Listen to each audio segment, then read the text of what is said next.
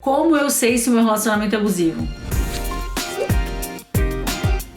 Então, a primeira coisa que eu quero te falar é, se você tem dúvida se o seu relacionamento é abusivo ou não, esse já é um bom indicador de que tem alguma coisa que não tá muito boa nessa relação. Porque se você vive um relacionamento não abusivo, você não tem dúvida. Não existe nenhuma situação que você se sente tão desconfortável a ponto de você ter dúvida se o seu relacionamento é abusivo ou não. Então, se você tem dúvida, presta atenção, porque esse pode ser já um indicador. Lembrando que relações abusivas não são relacionamentos que têm agressão física apenas. A relação abusiva, ela começa de uma maneira muito sutil. O abusador, ele é muito sedutor na maioria das vezes. Às vezes, quando você está numa relação abusiva, você olha pra trás e fala: meu Deus, nunca que eu podia imaginar que essa pessoa seria capaz de fazer isso que eu tô vivendo agora. É muito importante que você primeiro entenda que nenhuma relação começa com tapa na cara. Até porque se começasse com tapa na cara, você logo caía fora. Uma relação abusiva, ela é como uma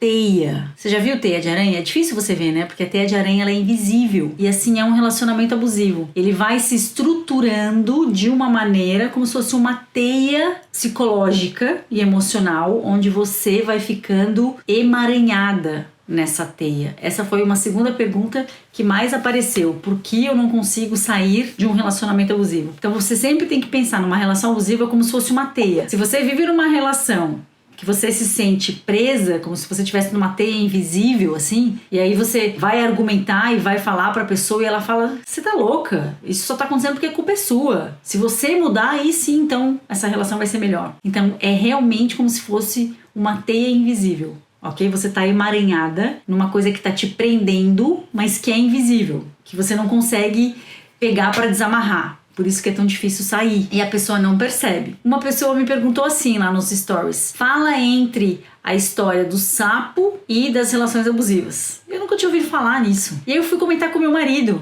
Na verdade, eu acho que meu marido viu nos stories e eu falei: nossa, nunca ouvi falar sobre isso. Aí ele me explicou o que é, e tem tudo a ver com uma relação abusiva. O sapo, ele só sente a mudança de temperatura se mudar drasticamente de uma água gelada para uma água quente. Aí ele sente a temperatura. Agora, se você colocar o sapo numa temperatura ambiente e for esquentando a água bem devagarinho, ele não percebe e ele morre cozido nessa água. Então a relação entre o sapo, a água quente e uma relação abusiva é mais ou menos assim.